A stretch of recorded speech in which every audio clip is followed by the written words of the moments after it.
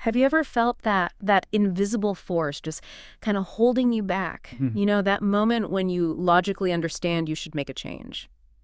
Maybe it's a personal habit, like finally tackling that messy closet. Or maybe it's a big shift at work, like adopting some new software, but something deep inside just, well, screams no. Oh, absolutely. That inherent discomfort with anything new, anything different. It's a feeling we all know well, I think. Yeah. Change, just by its very nature, it feels uncomfortable, sometimes surprisingly so. It's pretty universal, isn't it? And that feeling, it isn't just, a mild preference for routine. It's a powerful psychological response. It's Mm. really deeply rooted in our biology, our past. It's almost like we have an inner protector, maybe, constantly on guard. Exactly. And maybe an inner explorer, too, always urging us forward. And those two, they're often at odds, aren't they? That's a perfect way to frame it. And that tension, that pull between our inner protector and our inner explorer, that's exactly what we're doing a deep dive into today. We're going to unpack the profound psychology behind why we humans naturally resist change, that innate discomfort with the unknown, and how this internal battle really impacts us both personally and professionally. Yeah, and our mission for you, our listener, is essentially to shortcut your way to being truly well-informed on this really crucial topic. Mm-hmm. We want to help you understand the why behind this resistance, explore that concept. Mm-hmm. We hear so much about the comfort zone, but maybe don't fully grasp. Right. We'll delve into the transformative power of what's called a growth mindset, and then, really importantly, equip you with some actionable strategies, things you can actually use to embrace change and fuel your own growth personally and professionally. And for this deep dive, we've pulled insights from, well, a really rich stack of sources, everything from the latest research by psychological associations and leading business publications to some compelling real-world case studies and even personal accounts. So, yeah, lots to dig into. Definitely. So let's start at the very beginning. Let's trace this resistance back to our origins. It turns out it's not just a quirky personality trait or, a sign of being stubborn. No, not at all. It's actually an innate, deeply ingrained human tendency, and it stems directly from our evolutionary instinct for survival. That's absolutely fundamental. If you think way back, ancestral times, Mm-hmm. anything out of the ordinary wasn't just inconvenient. It was a potential threat, like a serious threat to existence. Right, like what kind of things? Well, imagine our ancestors, picking up an unfamiliar scent on the wind. That could signal a predator nearby. Okay. Or meeting an unfamiliar tribe that meant potential conflict, danger. Even new weather patterns could mean famine was coming. Anything new, anything different, carried a direct, tangible risk. So this fear of the unknown, it became hardwired. Exactly. Hardwired into our psyche. It made us naturally apprehensive about unfamiliar circumstances because, frankly, our survival depended on recognizing and avoiding those novel dangers. Yeah. Our inner protector was working overtime. So that immediate jolt of discomfort, that little knot in your stomach we feel when faced with something new today, like a new project at work or even just trying a new route to the grocery store, Yeah. it's not always a sign of actual danger then. Not usually, no. It's more like that ancient alarm bell, just ringing. Mhm. Our brains are still operating, in part, on those primal survival instincts. Huh. So even if the threat is just, I don't know, a new way to file reports, that old alarm can still go off, and that creates that internal friction, that resistance we feel. It's fascinating. Our inner protector is trying to keep us safe, even if the threat is just a software update or maybe a shift in team dynamics. Precisely. And it's a fundamental part of our psychology that we really need to understand if we want to navigate change more effectively. Okay. So beyond these deep evolutionary roots, you mentioned there are also significant psychological barriers. Things that make change feel like, well, pushing a boulder uphill. Absolutely. And one of the biggest, maybe most subtle, is our natural desire for control and predictability. Oh, yeah, we crave that, don't we? We really do. So when change bursts onto the scene, it disrupts that sense of control. Mm-hmm. And what does our mind do? It immediately jumps to envisioning worst-case scenarios. Why does it do that? It seems counterintuitive, but it's our way of trying to regain some sense of understanding, some influence over what feels chaotic or unpredictable. Even if that understanding is negative, like predicting failure, It feels somehow better than being completely blindsided. We'd rather predict something bad than face total uncertainty. Interesting. And that desire for control, you're saying it ties into other things like cognitive Oh, biases. a whole host of them. Yeah. These biases unconsciously skew our reactions to change. Mhm. Take, for instance, the status quo bias. Okay, what's that exactly? It's not just preferring what's familiar. It's a really powerful tendency to stick with the current state of affairs the way things are right now, even when there's clear evidence that a new approach would be demonstrably better, more optimal, more efficient. So we just stick with what we know. Yeah. It's often psychologically easier to justify doing nothing, sticking with a status quo, than it is to take what feels like a risk, even if that risk has a huge potential upside. Inertia is powerful. Okay. And then there's confirmation bias, right? I've heard of that one. Yes, and it's particularly insidious, as you said, because it means we actively, though usually unconsciously, seek out information that supports what we already believe or our initial impressions. And we ignore stuff that doesn't fit. Exactly. We ignore it or we downplay it, anything that contradicts our existing view. So if you already believe, say, the old way is the best way, or maybe this new initiative is doomed to fail, you'll naturally notice and remember any little anecdote or data point that confirms that feeling. And that just reinforces the way we do things around here. Precisely. It creates this kind of internal echo chamber, making it incredibly difficult for genuinely new ideas or evidence to gain traction. Wow. Okay. What else? Well, we absolutely can't forget loss aversion. This is a really big one in the psychology of change. Loss aversion. Avoiding loss. Yes. It's our psychological tendency to prefer avoiding losses much more strongly than acquiring equivalent gains. Studies have actually shown that losses feel about twice as impactful psychologically as gains do. Twice as impactful. Really? Yeah. So think about it in terms of change. Giving up a comfortable, well-established way of working, even if the new way promises significant benefits down the line, can feel like a much greater loss than the potential gain feels valuable. It makes us really dig our heels in. Like giving up your usual parking spot, even if there's another one just a bit further away, feels like a bigger deal than it maybe should. Exactly that kind of feeling. And it's closely related to the endowment effect. Endowment effect. This is the tendency where people are more likely to want to keep something they already own compared to acquiring that exact same thing if they don't own it. So just because it's mine, I value it more. Pretty much. It directly links to how giving up old ways, old processes, feels like losing something we already possess, something that's part of our endowment. It amplifies that sense of loss we just talked about. And this applies to more than just physical things, like routines or roles. Absolutely. It applies to our processes, our familiar routines, even our roles within an organization. We value them more simply because they're ours, they're what we're used to, even if we didn't have strong positive feelings about them initially. Okay, this is starting to paint a picture of why change is so sticky. Is there anything else? Well, there's the often unspoken elephant in the room, ego. Ah, ego. Yeah. Psychologically, many people don't truly realize how little they might know about a new subject or a new approach. There's a lack of intellectual humility sometimes. Okay. Now, combine that with confirmation bias, seeking info that confirms what you think you know, and another bias called anchoring. Anchoring, what's that? Anchoring is where we tend to over-rely on the very first piece of information we receive about something. That first impression becomes an anchor that heavily influences subsequent judgments. So if my first impression of a new plan is negative, Exactly. That initial skeptical anchor can make it incredibly hard for you, or say a leader, to objectively evaluate later positive data or new insights that contradict that first impression. It effectively shuts down open-mindedness before the conversation even really begins. and people stick to their initial stance, maybe to protect their image as an expert? Often, yes. Ego becomes this really potent source of resistance. Defending one's initial position can feel more important than finding the best solution. That makes a lot of sense, unfortunately. And what about the influence of other people, social factors? Absolutely critical. We can't underestimate the power of social proof. This is basically how we as humans tend to assimilate to the beliefs, actions, or ideas of groups we like, trust, or belong to. We look to others to figure out how to behave, especially in uncertain situations. Like seeing which way the crowd is moving. Kind of, yeah. And the sociologist Everett Rogers developed a really useful model for this called the innovation adoption curve. It beautifully illustrates how resistance levels vary across a population when a new idea or change is introduced.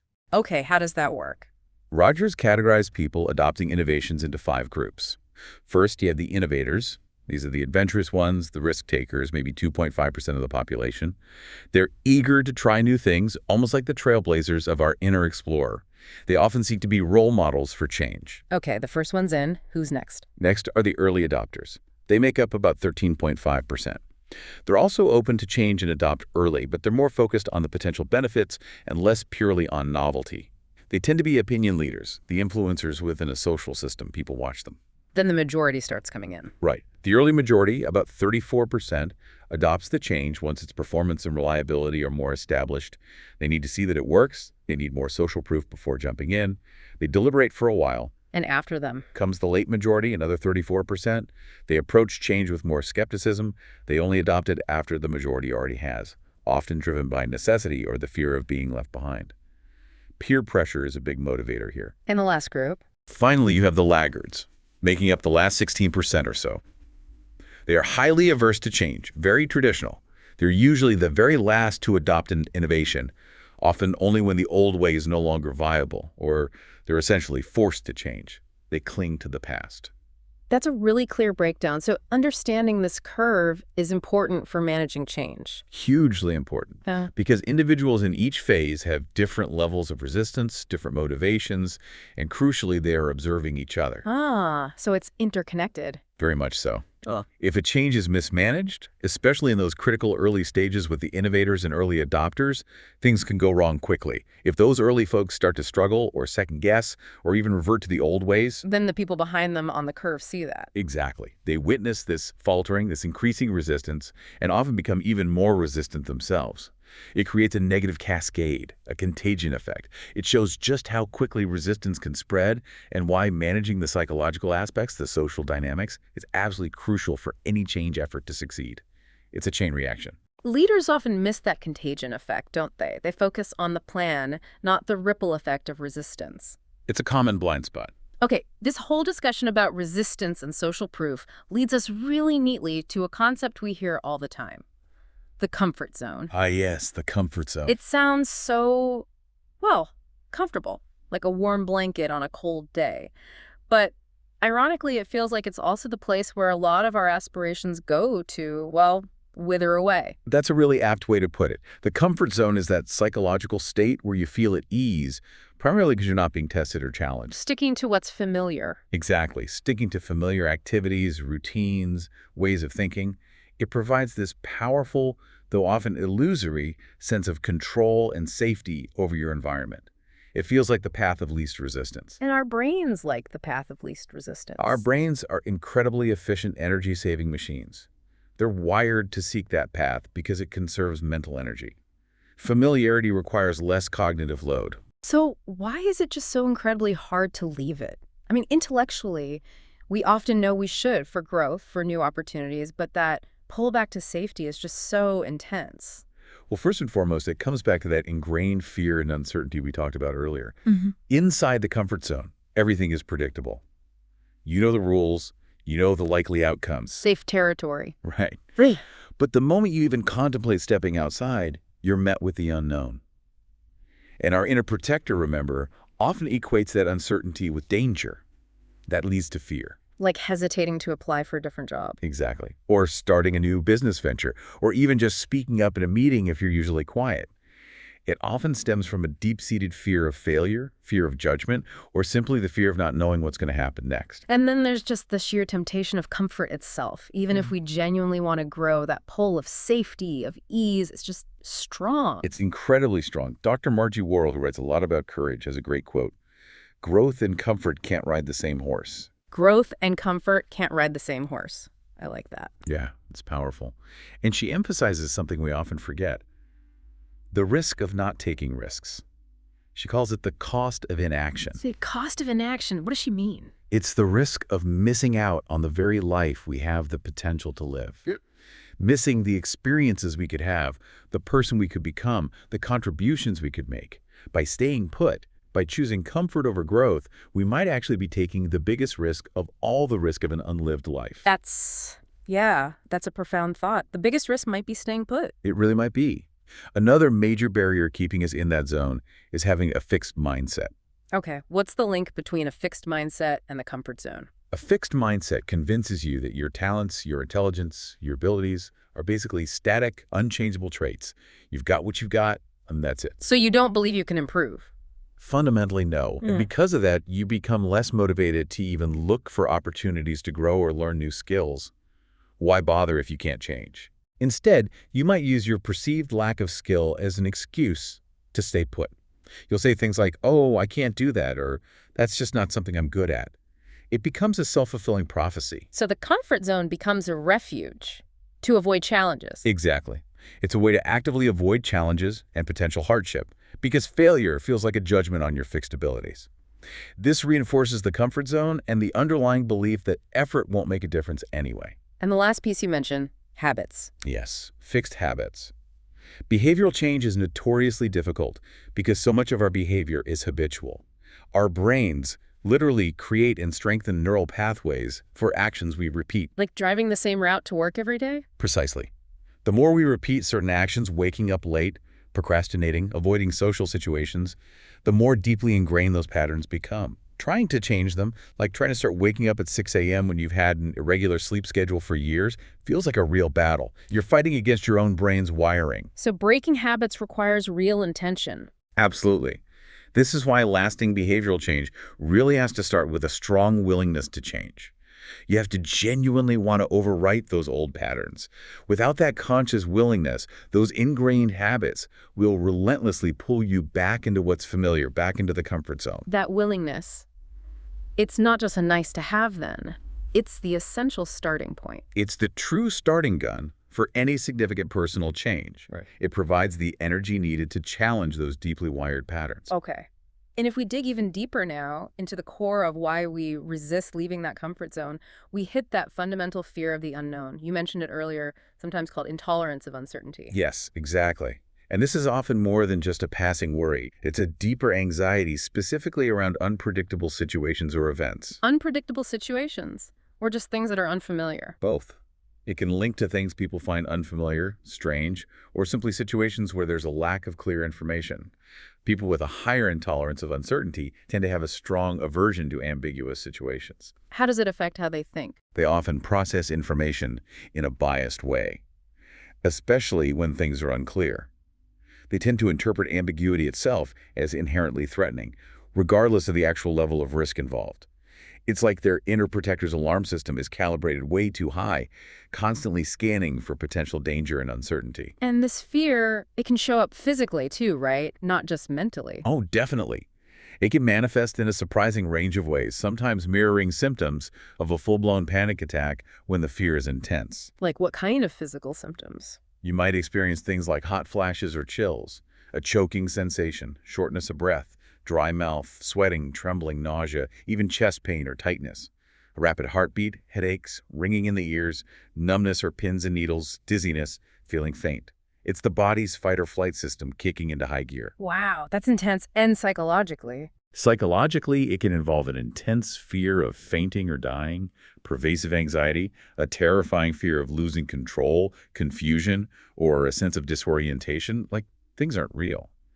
It can be a very comprehensive and often debilitating experience for those who suffer from it acutely. What causes this? Is it something you're born with? Well, the exact causes aren't fully understood, but several factors are thought to contribute. Phobias, including this type of anxiety, often develop sometime between childhood and early adulthood. Early experiences matter. Yes, negative childhood experiences or psychological trauma can certainly play a role in developing a higher intolerance for uncertainty later in life. And what about family? Interestingly, observation seems to be key. Children might develop this fear if they observe one or both parents being particularly anxious about the unknown or uncertain situations. Seeing how parents cope or don't cope with anxiety and stress can significantly shape how a person reacts in similar situations throughout their life. It's almost like the alarm calibration can be passed down through learned behavior. So when does this cross the line from just normal apprehension into being a real problem? It becomes a problem when the fear of the unknown is constant or very regular and starts genuinely disrupting a person's daily life. How might that look? People might find themselves perpetually imagining worst-case scenarios for almost everything. They might catastrophize minor inconveniences, blowing them way out of proportion. If uncertainty consistently triggers significant distress or avoidance behaviors that limit your life, that's a sign it's become problematic. And if someone recognizes that in themselves, If that description resonates, seeking professional help can be incredibly beneficial. There are proven therapeutic approaches, like cognitive behavioral therapy, CBT, that are very effective at helping people understand and recalibrate that internal alarm system, learning to tolerate uncertainty better. okay, so that sets the stage for the challenge. Given all this deeply ingrained resistance, overcoming it clearly isn't easy. But this is where we shift gears, right? Towards solutions. Exactly. And here's where we discover a really powerful tool, maybe the foundational tool, cultivating what Dr. Carol Dweck termed a growth mindset. This is truly the bedrock for embracing change, both for individuals and for organizations. It's how you empower your inner explorer to start gaining the upper hand over that protective instinct. Okay, let's define that clearly. What is a growth mindset? Fundamentally, a growth mindset is the belief that your talents, your intelligence, your abilities are not fixed traits. Instead, they can be developed through dedication, hard work, effective strategies, and an openness to learning from others and from mistakes. So it's about potential. Yes, people with this mindset view challenges not as threats to avoid, but as stimulating opportunities to stretch themselves and grow. They see failures not as devastating proof of inadequacy, but as a natural and necessary part of the learning process. So failure is data, Ah, a stepping stone. precisely, not a dead end. Yeah. And because of this outlook, they tend to be far more resilient when faced with setbacks. They understand their potential is fluid, not fixed at birth. And the opposite of this is the fixed mindset. Oh, right. In contrast, individuals with a fixed mindset believe their talents and intelligence are static, unchangeable traits. You have a certain amount, and that's that. How does that impact behavior?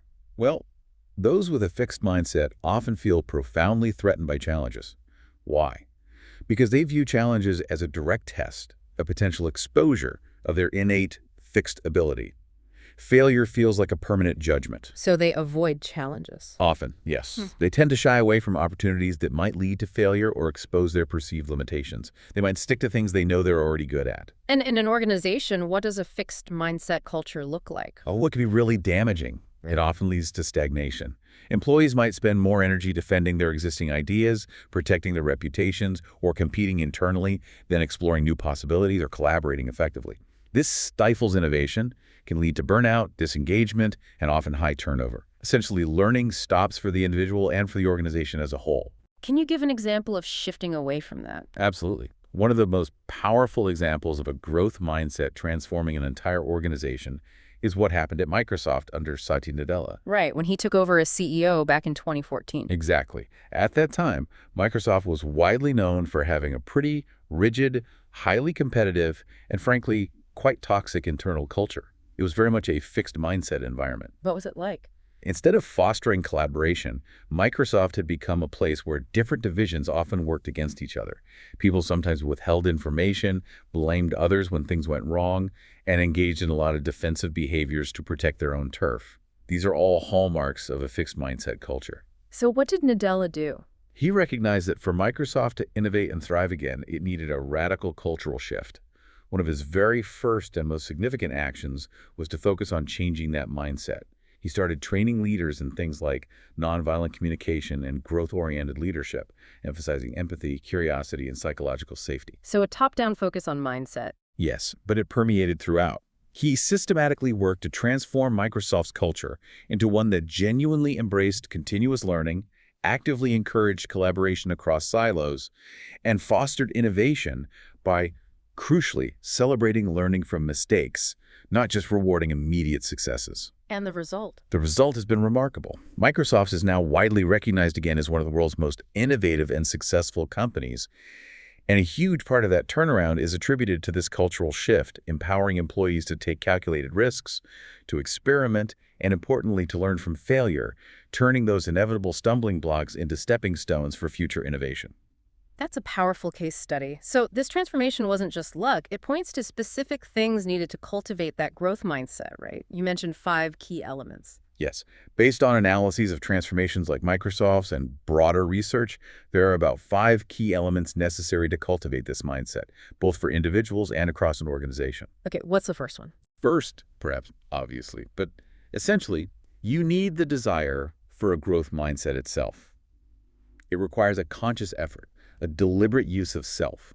It starts with acknowledging that no one, no leader, no employee, has all the answers. Humility, then. Intellectual humility, yes, Yeah. and a genuine willingness to explore beyond conventional thinking, to question assumptions, even your own, and to actively seek out input and feedback from others, especially if that input challenges your initial views.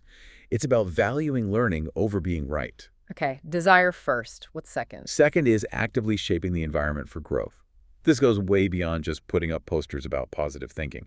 It means intentionally constructing an environment, the culture, the processes, the reward systems, where calculated risks are welcomed, not punished. So making it safe to try and fail. Exactly. Where trial and error is seen as a natural and necessary part of innovation, not a sign of incompetence. Where regular feedback loops are established, focusing on development and learning, rather than just judgment or evaluation. How does that look in practice? In organizations with growth mindsets, teams are encouraged to try things, fail, analyze the failure, learn from it, and try again.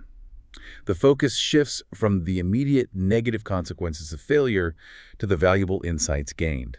It also means identifying and actively dismantling those aggressive defensive behaviors, things like perfectionism, excessive internal competitiveness, or authoritarian leadership styles which absolutely inhibit growth. And replacing them with? Replacing them with constructive styles built on inclusivity, open communication, psychological safety, and genuine collaboration. Makes sense. Element number 3. The third element is developing the architecture to optimize collective genius. Innovation rarely just happens spontaneously in a chaotic environment. To unlock that collective potential, that genius that resides within diverse teams, leaders need to create structures that actually promote creativity and collaboration. Structure for creativity, isn't that contradictory? Not necessarily. It starts with having clear intent, defining the purpose of meetings, projects, or initiatives very clearly. What's the specific goal? What are we trying to achieve? How do we want participants to feel and interact during this process? Clarity helps. Immensely. Who owns which aspects of the project? What are the timelines? How will feedback be gathered and used? Every step, from project inception to delivery, benefits from being carefully structured with clear roles, timelines, and feedback mechanisms. This clarity builds trust and psychological safety, allowing teams to focus their energy on innovation rather than being bogged down by ambiguity or fear of stepping on toes. Okay, structure enables focus. What's the fourth element? Fourth is embracing systems thinking for the big picture. This means moving beyond looking at individual components, departments, or problems in isolation. Seeing the whole system. Exactly. Considering the organization as a whole, as an interconnected living system, it involves mapping out how different parts of the organization interact and influence each other, how decisions in one area ripple through others.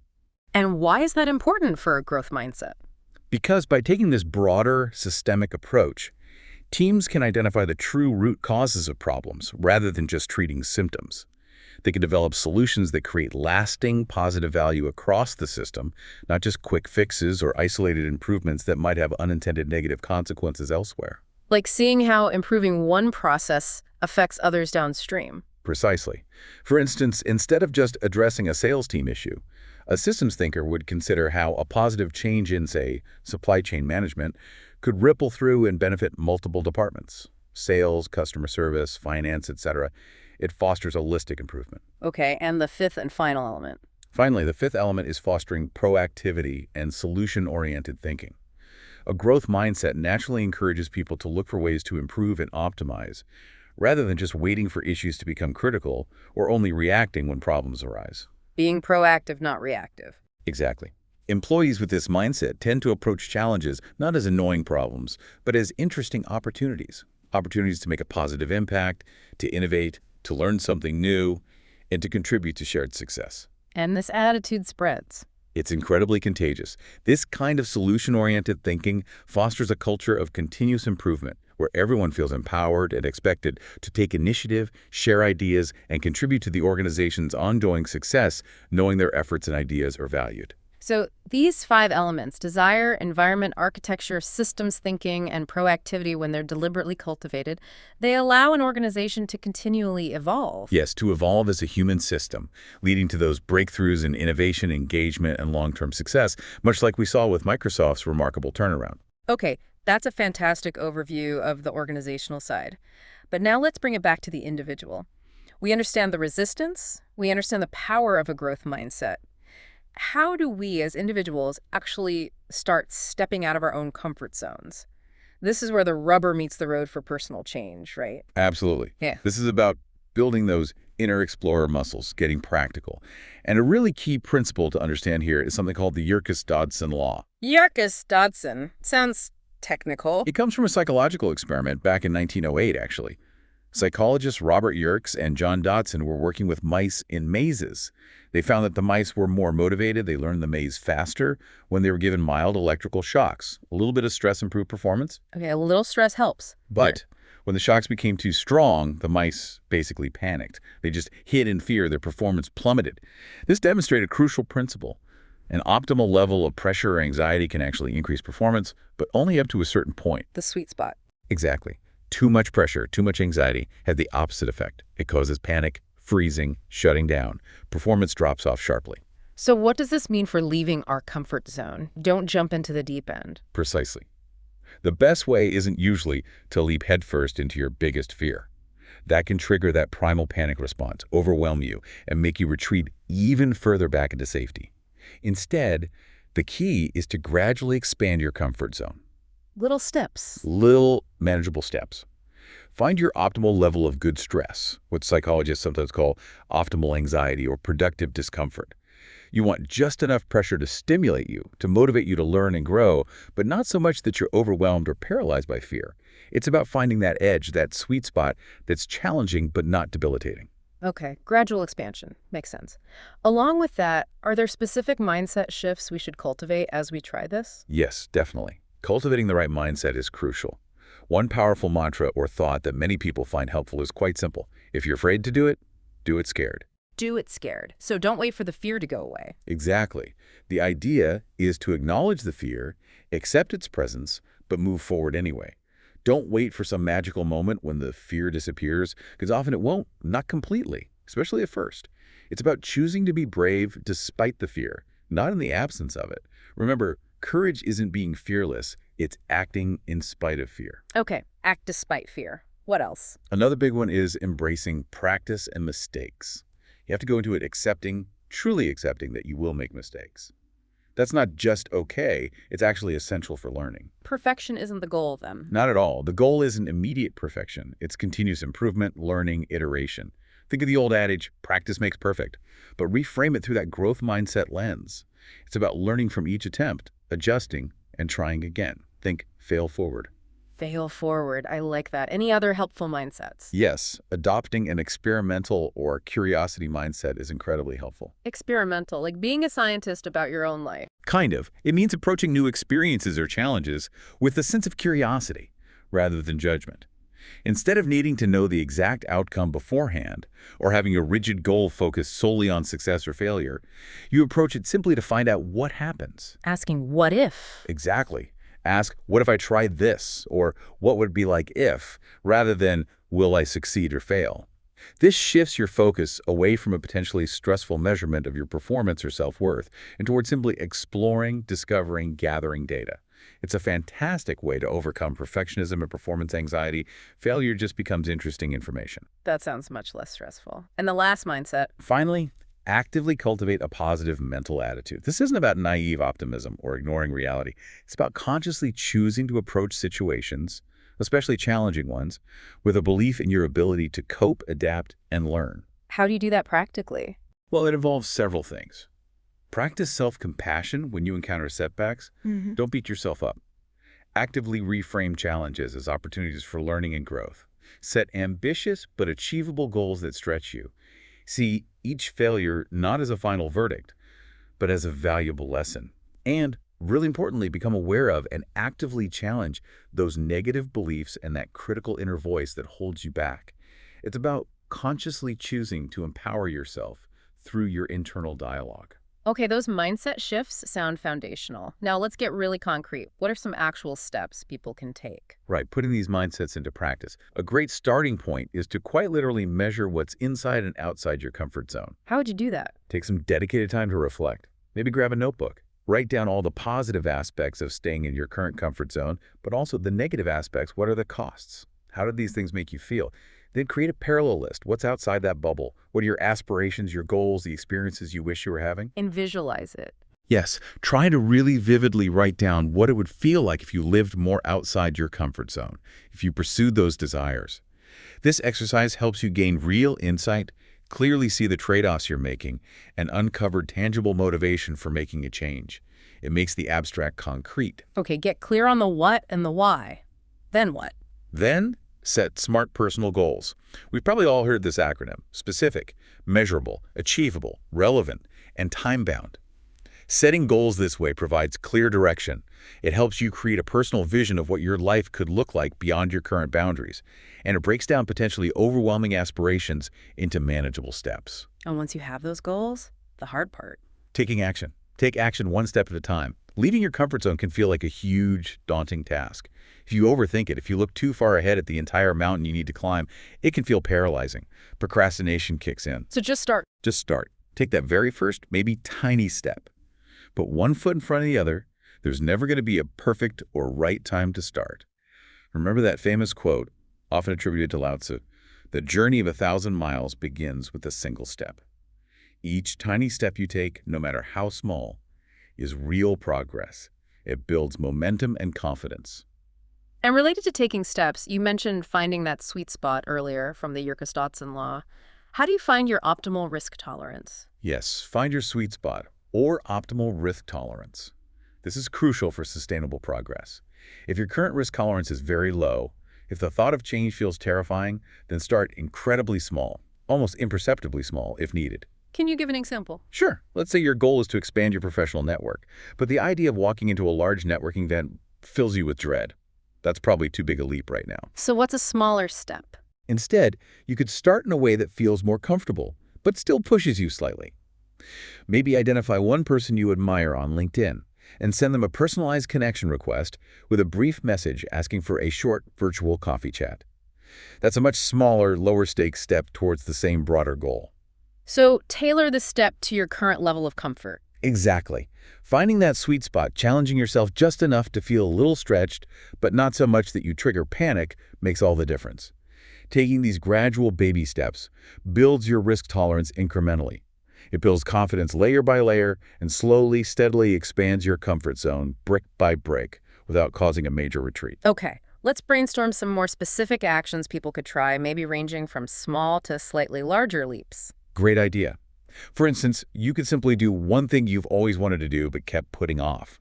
Maybe it's finally signing up for that piano lesson, starting to learn a new language using an app, or committing to training for a 5K run. Just the act of starting something new is a victory over inertia. What about physical activity? Absolutely. Take on a fitness challenge. Maybe commit to a 30-day running or cycling goal, or just start incorporating regular exercise into your routine if you don't already. Numerous studies show that regular physical activity significantly decreases the physiological effects of stress on the body. It lowers baseline anxiety levels. And lower anxiety makes it easier to try new things. Precisely. When your body is less stressed, it's physically and mentally easier for you to tolerate the discomfort of stepping outside your comfort zone in other areas of your life. Okay, what about just changing routines? Yes, even small shifts help. Change up your routine. If you work remotely from the same home office setup every single day, try intentionally changing your environment sometimes. Work from a coffee shop once a week, or even just move to a different room in your house. It's a subtle shift, but it trains your brain to adapt to novelty, making bigger changes feel less jarring later. And professionally? Actively expand your professional skill set. Most organizations offer learning and development resources. Use them. Identify an in-demand skill in your industry that interests you and commit to learning it through an online course, workshop, or company training. Learning something new inherently pushes your boundaries. What about tackling actual fears? Yes, but again, incrementally. Choose a fear and face it, but in small steps. If public speaking terrifies you, don't volunteer for a keynote tomorrow. Start much smaller. Like what? Practice speaking up just once more than usual in your next team meeting. Then maybe offer to lead a brief discussion on a topic you know well. Then perhaps consider joining a local Toastmasters club. Toastmasters is specifically designed as a supportive environment for people to practice public speaking with gradual exposure and constructive feedback. It's built on that principle of incremental steps. Travel is often mentioned too, right? Yes. For personal enrichment that really broadens horizons, travel somewhere new if you can. It doesn't have to be halfway around the world. Even exploring a nearby town you've never visited works. Experiencing a different environment, maybe a different language, different foods, different customs. It's one of the most effective ways to challenge your ingrained ways of thinking and force your inner explorer to take the lead. It builds adaptability and perspective like few other things can. What about social interactions, if that's the area someone finds difficult? That's a common one. You could even consider getting a side job specifically for the social practice. Something low pressure like working a few hours a week in a bookstore or a cafe, just to practice interacting with colleagues and customers. Or even smaller steps? Definitely. Start really small with everyday social interactions. Make eye contact and offer a simple good morning to people you pass. Practice using people's names when you talk to them. Try initiating just 1 or 2 sentences of small talk beyond the absolute necessary. And the ultimate low-stakes practice. Talk to strangers in brief, low-consequence situations. Chat with the cashier at the grocery store, the barista making your coffee, maybe strike up a brief conversation with someone sitting alone at a bar or cafe. The beauty here is the low stakes, you'll likely never see these people again. So if the conversation feels awkward, it truly doesn't matter. It's pure practice for initiating connection without the baggage of long-term social consequences. It builds confidence quickly. Joining groups seems like a good strategy, too. Absolutely. Join groups or clubs based on your genuine interests. Think knitting circles, running clubs, hiking groups, book clubs, cooking classes, volunteering organizations, Toastmasters again, or using platforms like meetup.com to find local groups. Why is this helpful? Because it gives you a built-in, legitimate reason to be there and interact with others.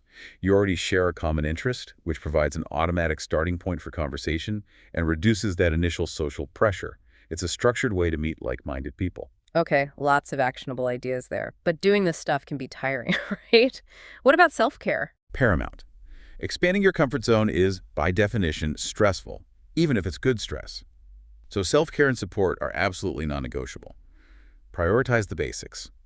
Get adequate sleep, eat a balanced diet, maintain regular exercise.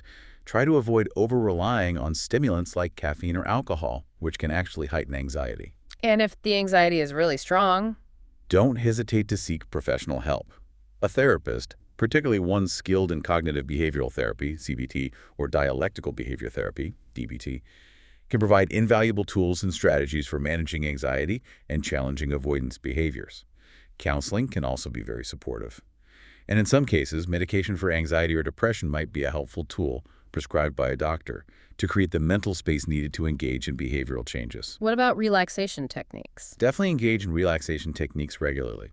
Simple things like deep breathing exercises, mindfulness meditation, or visualization can significantly help calm your nervous system when you're feeling overwhelmed or anxious about taking a step. Anything else for managing anxiety? Try to limit your exposure to overwhelming news and information overload, especially if you know it tends to heighten your generalized anxiety. And crucially, don't try to do this all alone. Reach out to supportive friends and family. Talk about what you're trying to do and ask for encouragement. And maybe find role models. Yes. Hang out with like-minded people who already seem to embody a growth mindset and are comfortable taking risks. Observe them, ask for their advice, try to emulate their positive qualities. Surround yourself with people who inspire you to grow. And ultimately, Ultimately, it comes back to self-compassion and self-worth. Love yourself and make time to pursue your own genuine interests. As one of our sources wisely put it, once you're feeling good about yourself, building that foundation of self-worth, you can then more confidently share yourself and your expanded self with others. these strategies taken together, they're not just about doing more stuff. It sounds like they're about subtly, intentionally rewiring our brains. That's exactly it. It's about retraining your brain to see uncertainty less as a threat to be avoided at all costs, and more as an opportunity for learning, growth, and discovering new possibilities. Shifting the balance from the inner protector to the inner explorer. Okay, so that gives us a really solid toolkit for personal change. But now let's scale this up. What happens when it's not just one person, but an entire organization that needs to change? This feels even more complex, and you mentioned earlier it hinges heavily on the people side of change. It really does. And managing organizational change is often where many initiatives stumble, precisely because the focus becomes too technical, too process-oriented, neglecting the human element. What do you mean by the people side? Well, many organizations pour resources into designing the perfect new system, the ideal new process, the brilliant new strategy. They focus on the technical aspects, timelines, milestones, software features, deliverables. They build it, roll it out, and then wonder why adoption rates are low, why people aren't using it, why the promised benefits aren't materializing. Because they forgot the people who have to use it. Exactly. Even the most meticulously planned project, the most technically sound solution, can utterly fail if the employees, the actual individuals who need to change how they work, don't adopt and use the change effectively. Implementing change successfully requires individuals to transition from their current state to a desired future state. And they can't do that alone. They need clear guidance, genuine support, the right knowledge, the right skills, and the right tools to make that personal transition successfully. Without managing that people side, it's just a technical deployment, not a true sustainable transformation. And keeping people in the dark makes it worse. Much worse. What's often overlooked is the anxiety and insecurity created when employees aren't involved or informed about changes that affect them. Being kept in the dark breeds uncertainty, suspicion, rumors, and consequently significant resistance. It can cripple a change initiative before it even gets off the ground. So involvement is key. Absolutely vital. Involving employees in the planning, the implementation, even the problem-solving stages of change is crucial. They need to understand why the change is happening, how it impacts them, and what their role is in achieving the strategic goals. Feeling a sense of ownership, or at least understanding, is far more powerful than simply feeling obligated or dictated to. This sounds like where those psychological models you mentioned can be really helpful for organizations. You mentioned ADKAR. Yes, exactly. Leveraging proven models is incredibly powerful here. Prosci, which is a global leader in change management research and practices, developed the ADKAR model. It's an acronym that stands for the 5 key building blocks an individual needs to achieve to make a change successfully: awareness, desire, knowledge, ability, and reinforcement. Awareness, desire, knowledge, ability, reinforcement. ADKAR. Right. It's a goal-oriented framework specifically designed for understanding and managing individual change within an organizational context. It's built on the fundamental premise that organizational change doesn't happen magically. It's the cumulative result of many individuals making their own personal decisions to engage in, adopt, and use a new way of working. So organization change equals sum of individual changes. Precisely. And critically, the ADKAR elements are sequential and cumulative. They build on each other and must be achieved in order. You can't expect someone to develop the ability to do something new if they don't have the knowledge of how to do it. And they won't be motivated to gain the knowledge if they don't have the desire to change in the first place. And that desire often won't spark if they lack awareness of why the change is even necessary. So skipping a step is fatal. If you jump straight to training, for example. It's far less effective and often futile. If you haven't built awareness and desire first, people showing up for training, knowledge, might be physically present but mentally checked out. They won't absorb the information effectively. It's like trying to build the walls and roof of a house before laying the foundation. Okay, let's break down each ADKAR element. How does it align with change activities, and what happens if it's missing? Let's start with awareness. Awareness is all about understanding the business reasons for the change. Why now? What's the risk of not changing? This is the primary goal of early, clear, consistent communications related to any organizational change. If awareness is missing, what's the typical reaction you hear? This is a waste of time. Why are we fixing something that isn't broken? Or maybe they never tell us what's really going on. This is just another management fad. Exactly. But if awareness is successfully built, people shift from asking why to asking questions like, okay, how soon will this happen? Or how is this going to impact my team or my job? Those questions indicate they've moved past the initial why and are ready to consider the implications. They're ready for the next step. Which is desire. Right. Desire represents the personal motivation, the willingness to engage and participate in the change. It's about overcoming that inherent resistance we talked about. Building desire is a key goal or outcome of having strong, visible sponsorship from leaders and implementing effective resistance management strategies.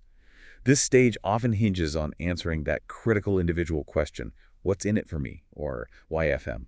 And if desire is missing, even if they're aware. Then you'll hear things like, I'm really not interested in doing this. This isn't my problem. Let someone else deal with it. Or perhaps cynicism like, I doubt they're really serious about this. It'll probably just blow over like the last initiative. People might go through the motions. They might comply superficially, but they won't truly commit their energy or engagement. Okay, awareness, desire, then comes knowledge. Knowledge is about knowing how to change.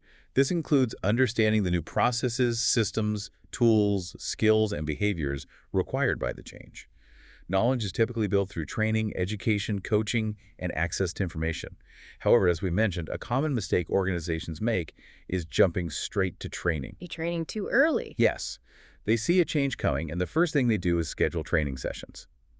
But the result is often ineffective because employees might not be prepared to learn. They might lack the awareness of why they're there or lack the desire to actually internalize and apply the information. To get the best return on that training investment, it really needs to come after awareness and desire have been established. So knowledge is about the how-to, what's next. Ability. How is that different from knowledge? This is a crucial distinction. Ability is about being able to actually implement the change at the required performance level in the real work environment. Knowledge is knowing how, in theory. Ability is being able to do it effectively and consistently in practice. The knowing-doing gap. Exactly. There's often a significant gap between knowing how to do something and being able to do it proficiently, efficiently, and confidently under pressure. Ability is developed through practice, hands-on coaching, ongoing support, and simply time. If an employee has the knowledge but lacks ability, you might hear frustrations like, I keep messing up these new steps, or this new way just takes way too long and I keep doing it the old way for now, it's faster. So bridging that gap needs more than just training. It needs dedicated time for practice, repetition, problem-solving support, and creating a psychologically safe space where people can try, make mistakes, and refine their skills without fear of immediate negative consequences. Okay, awareness, desire, knowledge, ability. The last one is reinforcement. Why is that needed if someone can already do the new thing? Reinforcement is absolutely critical to ensure the change sticks and becomes the new sustainable norm. Because remember, our brains are wired for habit. Physiologically, we are programmed to revert to old familiar pathways, especially when we're stressed, busy, or not paying close attention. So without reinforcement, people slide back. Very easily. Reinforcement includes any action or event that strengthens the likelihood of the change being continued. This involves things like measuring adoption rates, providing positive feedback and recognition for demonstrating the new behaviors, celebrating successes and milestones, and also implementing corrective actions when people consistently revert to old ways. Without deliberate reinforcement, you'll quickly see employees developing workarounds, relying on old systems where possible, and gradually sliding back to their comfort zones. All the effort put into A, D, K, and A can be undone. It's the critical step that prevents the change effort from being wasted over time. That ADKAR model really provides a clear roadmap for the individual journey through change. It highlights that organizations really do change one person at a time, hitting each of those milestones. Precisely. And understanding that framework helps leaders and change managers diagnose where people are getting stuck and target interventions much more effectively. So, knowing this model and the underlying psychology, what are some key strategies leaders and change professionals should actually apply to navigate this people side successfully? Okay, let's distill some core strategies. First and foremost, always remember, it's all about the individual. Change happens one person at a time, and it's incredibly personal. When communicating about change and addressing its impacts, leaders need to consistently focus on answering those key questions for each person affected. Why should I change? And what's in it for me, WIIMM, to make this change? Personalization is absolutely critical for building genuine buy-in, not just grudging compliance. So, tailor the message. Second, focus relentlessly on results and benefits. Building that individual desire, the D in ADKAR, is key to motivating participation.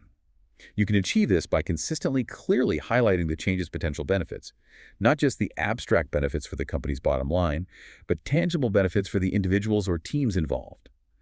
How will this make their job easier, more rewarding, less frustrating? Addressing their self-interest directly helps mitigate resistance and drives much deeper employee engagement. Okay, focus on AMIOFM. Third strategy. Third, lead by example. This is huge. Employees instinctively look to their leaders for cues on how to behave. Visible sponsorship and participation by senior leaders is consistently identified in research as the single most important contributor to successful change. When leaders from the C-suite down to frontline supervisors not only talk about the change but actively walk the walk, demonstrating the desired new behaviors and visibly championing the change, employees are far more likely to trust the process, participate actively, and commit to making it work. Hypocrisy kills change initiatives. Walk the talk. Got it. Fourth, communicate effectively and strategically. Avoid what some call bigness bias, overwhelming people with a flood of tactical details about multiple changes without connecting them to the bigger picture. Communication needs to be layered. Senior leaders should provide the high and why messages, the overall vision, the strategic purpose, the compelling reasons for change. People managers, those closest to the employees, should translate that into the what's in it for you, what's to me. Messages focusing on the practical impact, the individual benefits, and answering specific questions. Consistent, tailored two-way communication is essential to clarify impact and reduce uncertainty. Tailored communication. Fifth strategy. Fifth, develop the required skills proactively and thoroughly. Remember that statistic: around 40% of employees feel anxious about change, often because they fear they lack the skills needed to succeed in the new environment. Organizations need to address this anxiety head-on. This means providing comprehensive, often multi-session training programs that allow adequate time for learning, absorption, practice, and application. You can't expect employees to master complex new skills or processes in a single 2-hour workshop. They need time, support, and practical experience to bridge that crucial knowledge-to-ability gap. Invest properly in the K&A. Okay, sixth. Sixth, provide robust support, especially for your people managers. This is absolutely critical, yet often overlooked. Why? Because people managers are frequently the group most resistant to change themselves. They're squeezed between strategic directives from above and the needs and concerns of their teams below. Yet they are the pivotal link for making change happen on the ground. So help the managers first. Yes. Mitigate manager resistance by involving them early in the change process. Help them navigate their own personal ADKAR journeys first. Provide them with clear information, training, coaching, and practical tools they need to understand the change, manage their own reactions, and then effectively support their teams through the transition. They're the linchpins of successful adoption. They need dedicated support. Support the managers. Seventh strategy. Seventh, reinforce changes rigorously and systematically. Remember, people naturally revert to familiar habits. It's that powerful neurological pull of the comfort zone. Therefore, ongoing reinforcement isn't optional. It's essential for sustainability. Organizations must consciously plan for and allocate resources to reinforcement activities. Like what kind of activities? Things like celebrating early wins and milestones, providing public and private recognition for individuals and teams, adopting the new ways, establishing ongoing two-way feedback mechanisms to address issues, and implementing fair corrective actions for persistent non-compliance. This continuous attention prevents regression and helps embed the change into the organization's permanent DNA. Don't declare victory too early. Keep reinforcing. Okay, and the final strategy. Eighth. Finally, eighth, proactively create a culture of change. This goes beyond managing individual initiatives. It's about building organizational resilience and adaptability. One technique here relates to psychological priming. Priming. How does that work in this context? Priming is where exposure to one stimulus influences how a person responds to a related stimulus later, often unconsciously. Organizations can use this by creating an all-pervasive sense of the change through frequent, consistent exposure to multiple small stimuli, things like related images, consistent taglines, project logos, regular updates, success stories. This helps employees' brains process the change more readily, making it feel more familiar and less threatening over time. The larger goal is to build a culture where change isn't seen as a disruptive event to be endured, but as a normal, ongoing opportunity for growth and improvement for individuals and the organization. Building change capability as a core competence. Exactly. And we've seen companies succeed with this, right? You mentioned some examples earlier. Absolutely. But we see these strategies play out in major business successes all the time. Think again about Netflix. Their shift from a DVD by mail rental service to a global streaming giant wasn't just a technical change. It required a massive cultural shift, anticipating technological trends and radically changing consumer behavior. They embraced uncertainty. And Amazon started as just an online bookstore in 1994. Right. But founder Jeff Bezos clearly had a powerful growth mindset. He saw the immense potential of e-commerce and relentlessly pushed the company to expand into a vast range of products, services, cloud computing, you name it. Amazon's entire culture is built around constant innovation, experimentation, often disrupting entire industries by embracing change and customer obsession. And a more traditional example, you mentioned British Airways, BA. Yes, BA faced a huge challenge in the late 2000s with intense competition from low-cost carriers like EasyJet and Ryanair. They couldn't compete just on price. They had to fundamentally overhaul their service model, cost structure, and employee engagement to remain viable and competitive in the premium market. How did they manage that transformation? Reports highlight several key factors aligning with what we've discussed. Strong, visible leadership committed to the change. Deep employee engagement and involvement at all levels. Effective, transparent communication about the why and how. A well-managed, gradual implementation rather than a sudden shock. A commitment to continuous improvement based on feedback. And critically robust employee support programs, including extensive retraining, mentorship, and career development opportunities to help people adapt to new roles and expectations. They manage the people side deliberately. So these companies didn't just survive disruptive change, they used it as a catalyst to thrive. Precisely. They demonstrate that embracing change, building that capability, is a core competency for long-term success in today's world.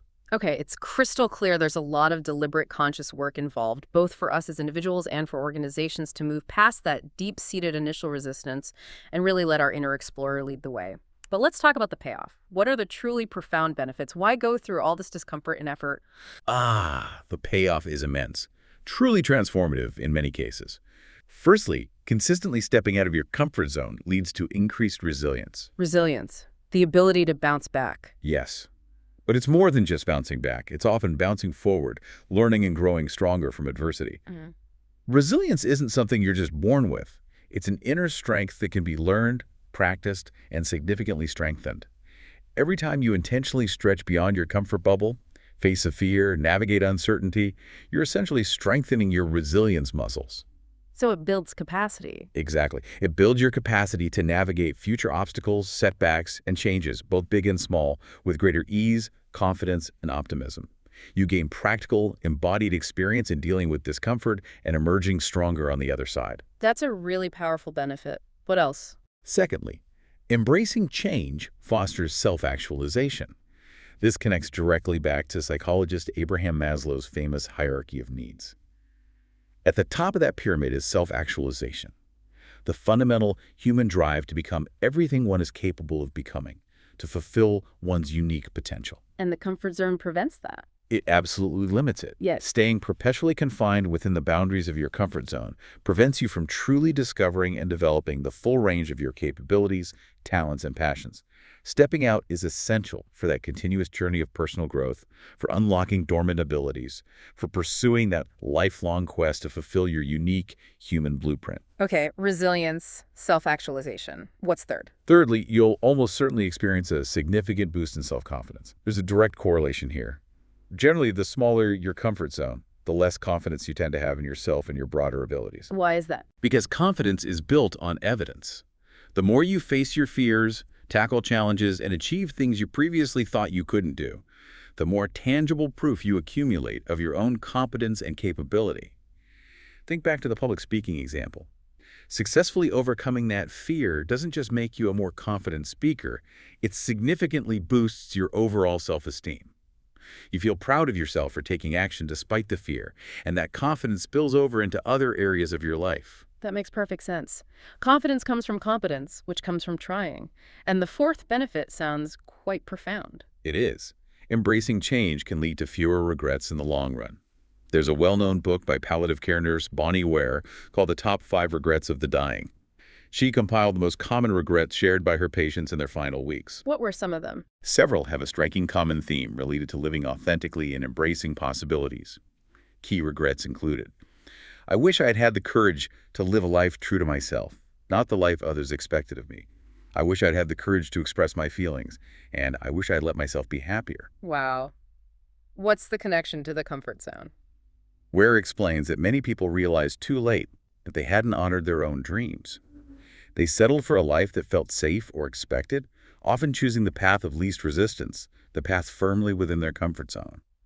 And they came to profoundly regret the choices they made, or perhaps more poignantly, the choices they didn't make, the risks they didn't take. Living perpetually in your comfort zone often means taking that potentially unfulfilling path. You are far less likely to regret leaving the comfort zone to pursue your dreams and live the life you truly desire. Fewer regrets. That's a powerful motivator. Absolutely. Yeah. And ultimately, all these benefits roll up into the overarching advantage: genuine personal and professional development and transformation.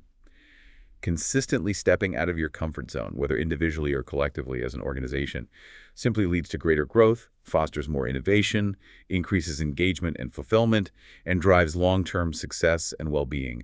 It's about unlocking and realizing potential that would otherwise remain dormant, hidden within the confines of the familiar. Well, that feels like a really comprehensive journey we've taken. It certainly covers a lot of ground. And that's a wrap on our deep dive into the truly profound psychology of resisting change. We've journeyed all the way back to the evolutionary roots of our apprehension. We've unpacked those subtle yet powerful psychological barriers like cognitive biases and ego. hmm We explore the cozy, yet ultimately limiting confines of the comfort zone and dive deep into that fundamental fear of the unknown.